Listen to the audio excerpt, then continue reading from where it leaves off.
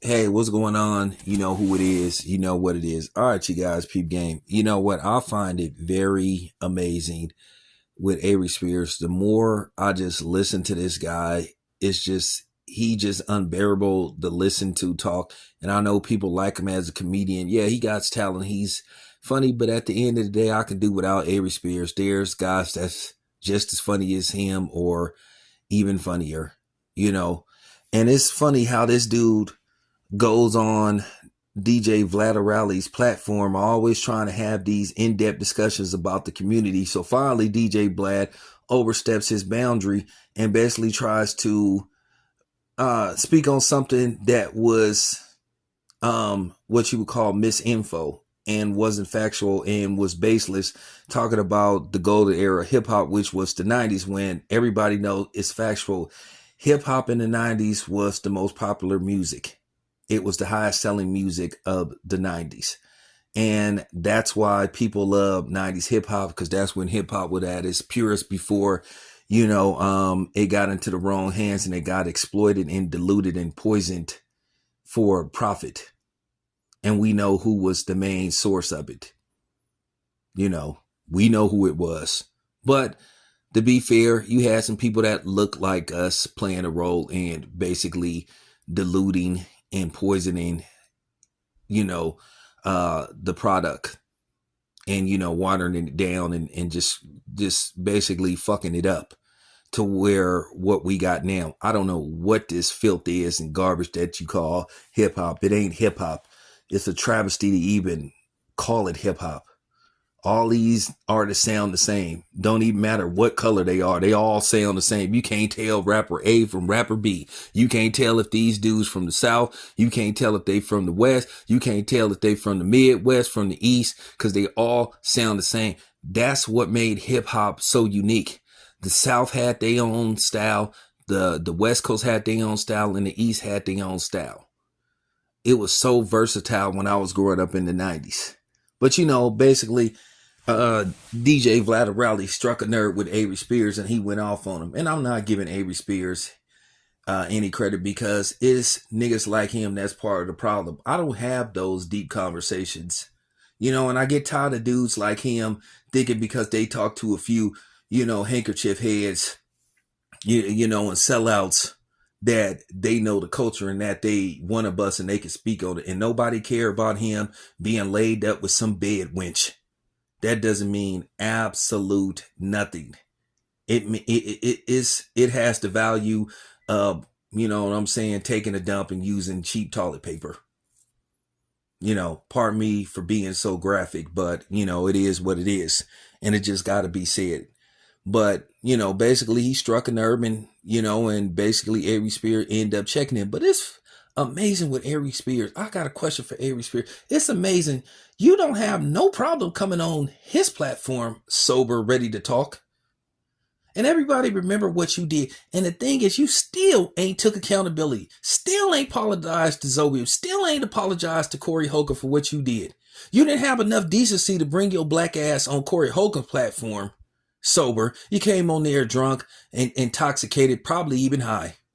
No telling what you was off of. Constantly for 2 hours, everybody saw what you did. And then when you ended up getting your ass beat, you try to play the victim, and then you sued Corey Holcomb, and then you drove a wedge between Corey Holcomb and Zoe Williams.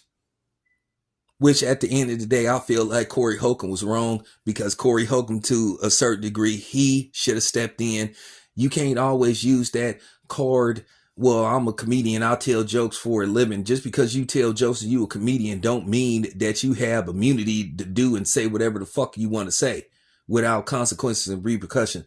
Everybody saw what Avery Spears did. It was disgusting. It was disrespectful. This man was just pointing his finger in the dude's face, making all kind of jokes about him being light-skinned. And like I said, to this day, this man still won't take accountability and apologize.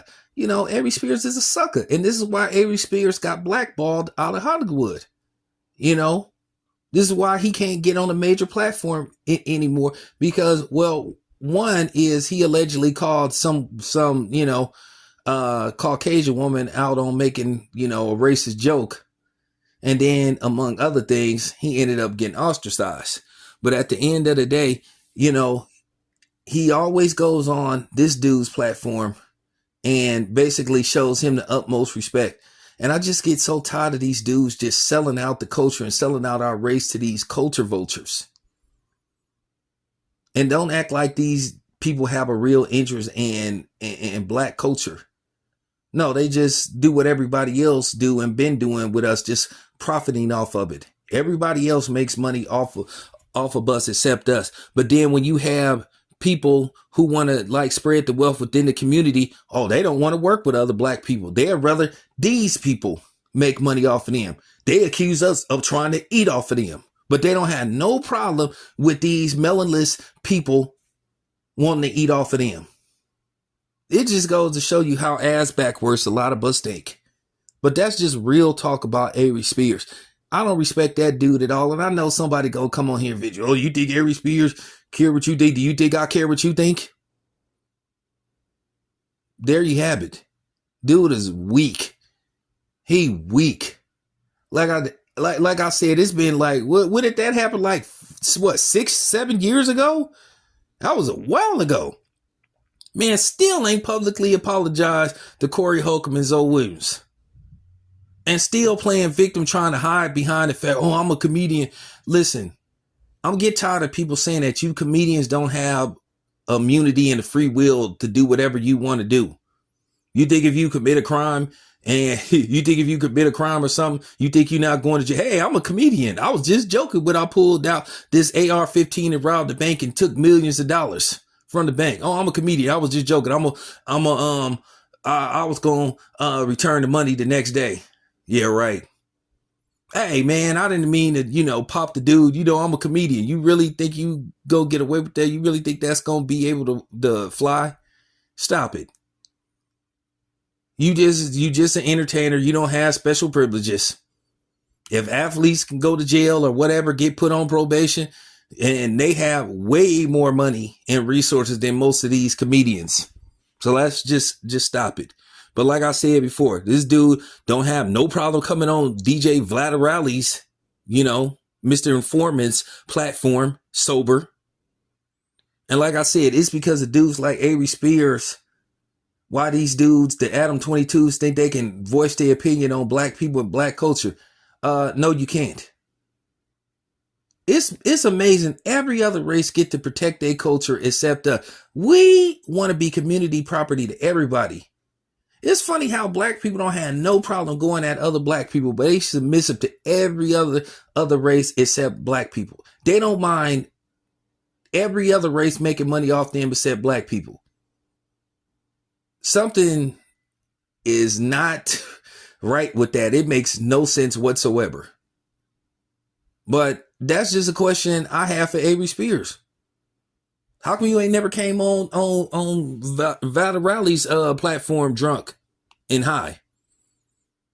And pointing your finger at him in his face, calling him all kind of derogatory and disrespectful names. For real.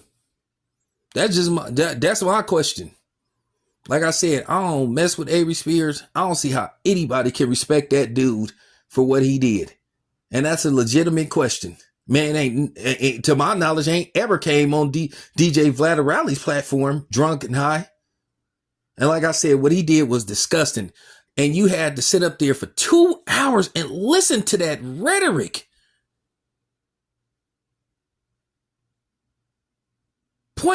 Just constantly pointing his finger in that dude's face. Degrading him as a man, as a black man, just as a human being. And then, like I said, Corey Holcomb sitting up there mad at Zoe Williams. But at the end of the day, and that's the issue I have with Corey Holcomb. I know Corey Holcomb don't care, and I tell Corey Holcomb if I was on this platform, you should have stepped in instead of just putting everything entirely on Zoe Williams. Why did you say, hey, Avery, you got to go, dude? You should have kicked Avery's ass out of here. You should have said, hey, man, we finna get you a Uber, a Lyft. We finna get you up out of here. Enough is enough. He never told them to stop. But then he goes off on Zoe Williams talking about he need to have restraint. And I feel like Corey Holcomb was kind of hypocritical because at the end of the day, anytime somebody say something about him, he responds. He responds to damn near everybody. But at the end of the day, like I said, Zoe Williams put up with that for 2 hours. Nobody did nothing. If I was on that platform, I would have said, hey, man, you gotta get up out of here, man. All right, enough is enough. I would have told Corey, hey, man, he gotta go, bro, because I could just tell where this was going. But then Corey Holcomb is surprised that Zoe Williams ended up whooping on Avery Spears.